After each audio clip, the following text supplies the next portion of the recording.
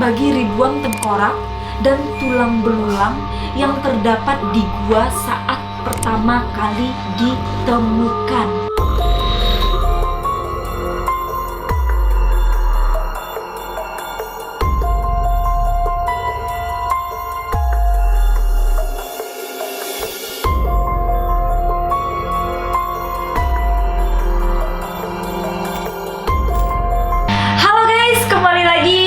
YouTube Uniai. Kali ini Uniai mau membahas salah satu peninggalan sejarah di Kota Bukit Tinggi, guys. Nah, untuk kalian yang tinggal di Kota Bukit Tinggi, pasti kalian tahu nih apa salah satu peninggalan sejarahnya. Nah, kalian tahu nggak? Atau kalau misalnya kalian udah pernah ke Bukit Tinggi, pasti kalian pernah mengunjungi tempat ini, guys. Nah, kira-kira apa ayo? Nah, betul guys, lubang Jepang. Kalau misalnya bahasa orang Bukit Tingginya ya guys ya, lubang Japang. Nah, lubang Japang ini merupakan salah satu peninggalan bersejarah bagi Kota Bukit Tinggi, guys. Lubang Japang ini sendiri dibuat untuk menghadapi perperangan antara Jepang melawan sekutu, guys. Tepatnya pada Perang Dunia Kedua. Fungsi lubang Jepang ini sendiri tentunya sebagai tempat perlindungan tentara Jepang dari serangan sekutu. Sesuai dengan namanya ya guys ya, terowongan bawah tanah ini dikatakan lubang Jepang karena merupakan suatu tempat yang dibuat untuk kepentingan orang-orang Jepang dan yang merancang juga orang-orang Jepang, guys. Lubang Jepang ini menurut sumber sudah diketahui sejak awal pembuatannya oleh masyarakat setempat. Nah, namun baru diketahui oleh masyarakat yang notabene bukan dari lokasi lubang Jepang tersebut pada tahun 1946, di mana setahun setelah kemerdekaan Republik Indonesia ya guys ya. Kira-kira kalian tahu nggak kenapa lubang Jepang ini dibuat di Kota Bukit Tinggi? Kalian belum tahu kan kenapa? Nah, berikut penjelasannya. Stay fokus, edisi sejarah. Lubang Jepang ini dibuat di Bukit Tinggi, tepatnya di Jalan Panorama di Ngarai Siano, Kota Bukit Tinggi, guys. Dibuat di Bukit Tinggi karena letaknya yang sangat strategis sebagai pusat pengendalian Perang Dunia Kedua oleh Jepang. Terjadinya peristiwa pada lubang Jepang Kota Bukit Tinggi ini terjadi karena adanya Perang Asia Timur Raya. Sehingga untuk melindungi diri dari serangan sekutu, dibuatlah tempat pertahanan perang Jepang. Untuk penyimpanan alat perang dan tempat persembunyian dari sekutu tersebut, guys. Penuturan dari saksi hidup salah satu pekerja lubang Jepang ini dapat dikatakan adanya perang antara Jepang dengan sekutu mengakibatkan Jepang terdesak ke Indonesia dan mendarat di Bukit Tinggi, guys, untuk melindungi diri.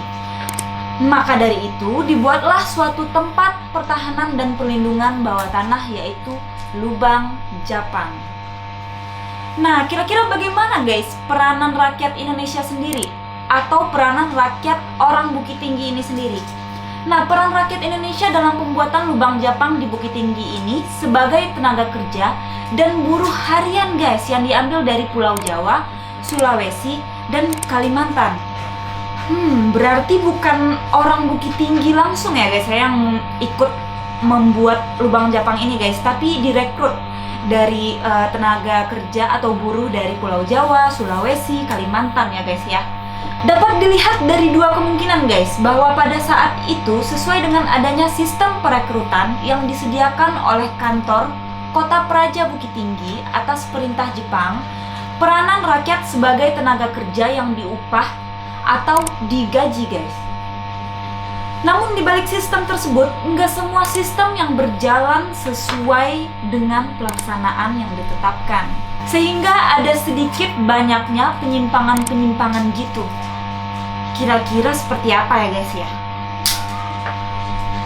Nah, ternyata penyimpangan-penyimpangan itu seperti pemberian upah terhadap pekerjanya ini loh, yang terjadi saat proses penyelesaian dalam pembuatan lubang Jepang di Bukit Tinggi ini, guys. Contohnya gini, guys. Saat pekerjaan telah selesai dikerjakan oleh pekerja, namun tidak sesuai dengan upah yang diberikan terhadap para pekerja, guys. Dan bahkan terkadang nggak diupah sama sekali, guys.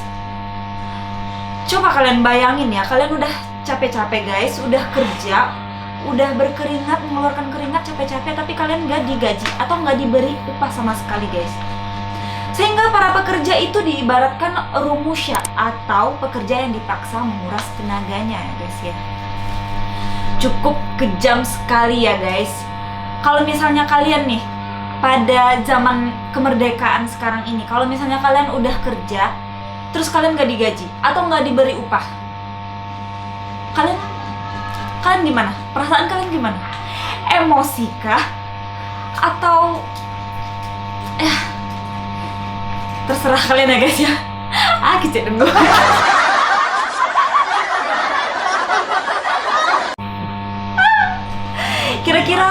Kira-kira Bapak sutradara atau Bapak kameramen kalau misalnya udah kerja nggak digaji gimana? Mending bunuh diri. Mending bunuh diri guys. Itu jawaban kameramen ya guys ya.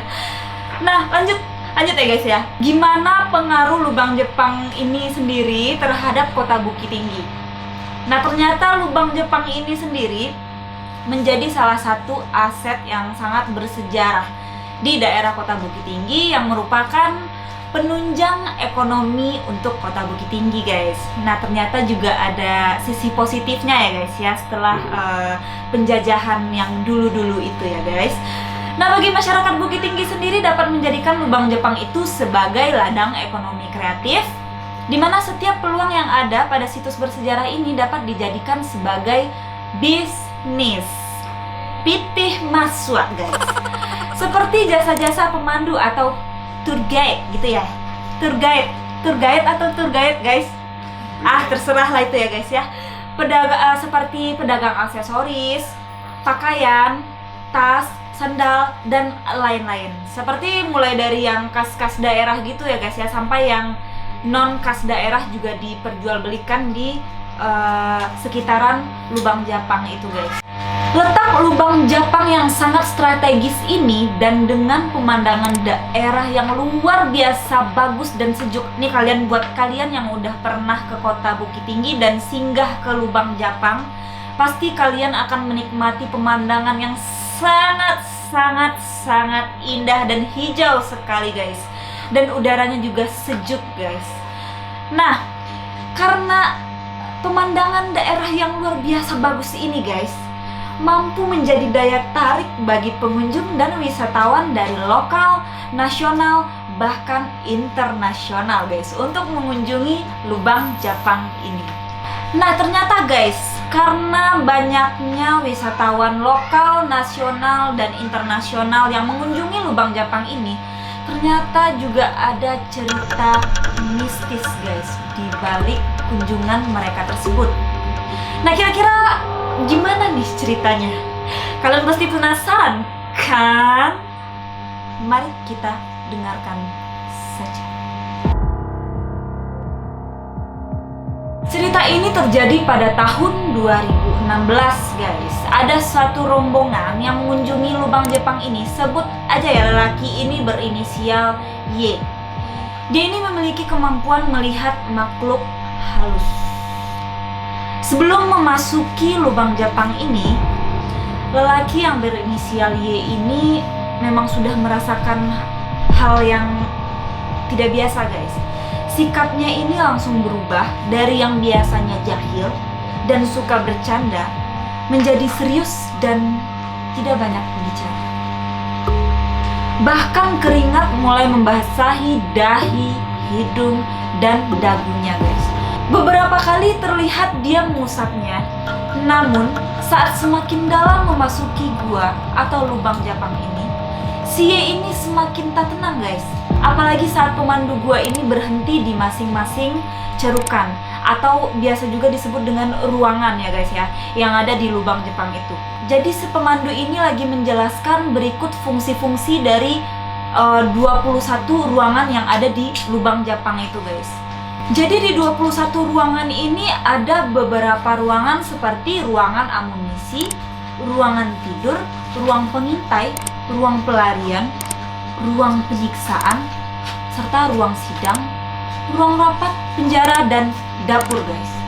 Nah setibanya rombongan ini di ruangan yang diberi label penjara, sikap si Y ini semakin aneh loh guys. Saat itu salah seorang temannya ini mau berfoto di depan ruangan penjara ini. Nah, namun tiba-tiba si Ye ini berteriak ke temannya itu, "Oi, kalian jangan foto di situ." Terus teman-temannya ini bingung dan menoleh ke arah si Ye ini. Loh, sambil tatapan teman-temannya seperti ini, guys. Nah, teman-teman si Ye ini menoleh ke arah si Ye ini, guys. Akhirnya mengurungkan niatnya tanpa bertanya alasannya. Seperti yang dijelaskan oleh pemandu gua tadi, cerukan yang diberi nama ruang penjara itu dulunya adalah ruang penjara bagi para tawanan perang Jepang, guys. Yang kini difungsikan sebagai kuburan massal bagi ribuan tengkorak dan tulang belulang yang terdapat di gua saat pertama kali ditemukan. Cukup merinding ya guys ya. Nah, lanjut.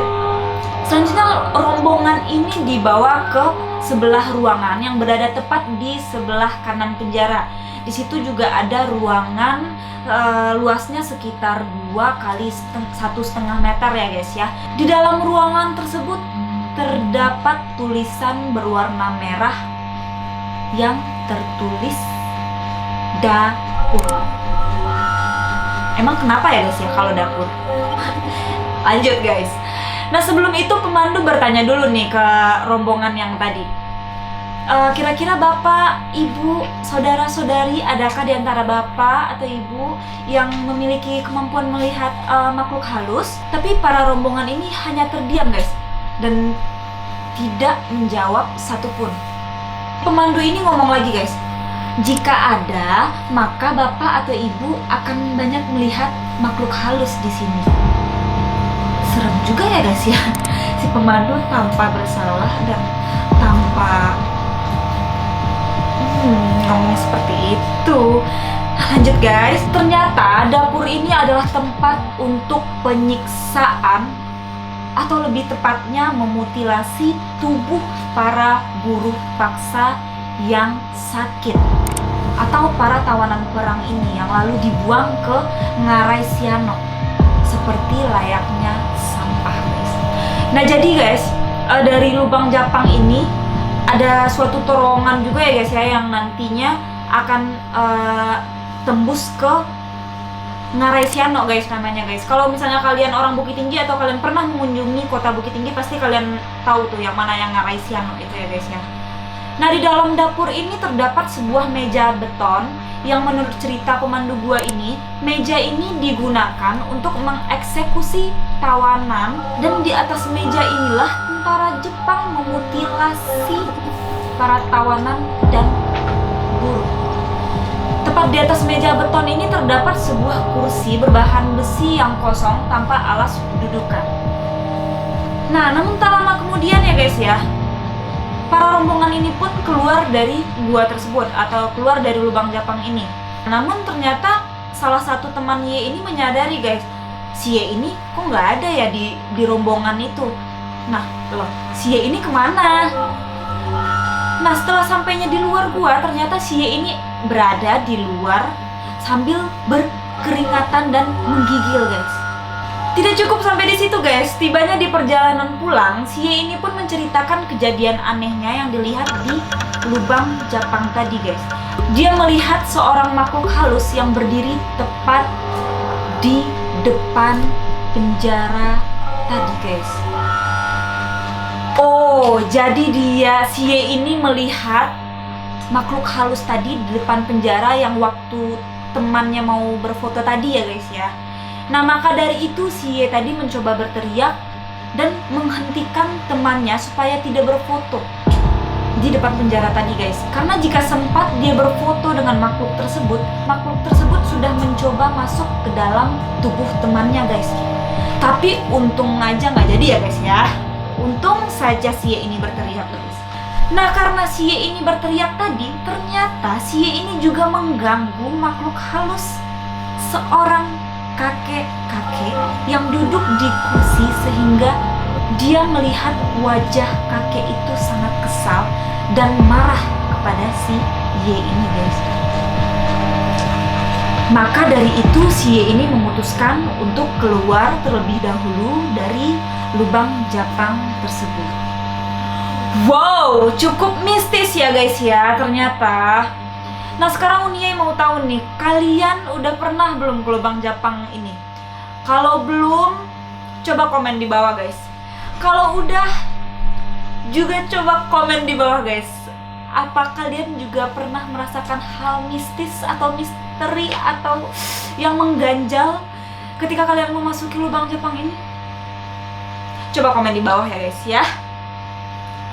Nah, jadi dari cerita lubang Jepang ini cukup menarik ya guys ya. Apalagi di zaman sekarang yang sudah sangat modern ini. Dan ternyata hawa-hawa mistis ini masih ada ya guys ya. Walaupun itu sudah dari zaman penjajahan dulu guys. Oke guys, pelajaran yang dapat kita ambil dari cerita sejarah kali ini adalah kita harus banyak-banyak bersyukur karena kita sudah hidup di zaman yang sangat merdeka ini guys. Walaupun sedikit konflik itu biasa guys, itu hanya bumbu-bumbu ya, bumbu-bumbu bumbu apa guys? Ya, bumbu-bumbu untuk kita bisa menjadi negara maju ya guys. Amin. Nah maka dari itu marilah kita hidup damai guys, rukun, tentram, dan aman-aman saja ya guys ya. Bersyukur dan nikmatilah zaman kemerdekaan ini. Nah sampai di sini dulu cerita Unyai kali ini. Sampai ketemu di cerita Unyai selanjutnya. Bye bye.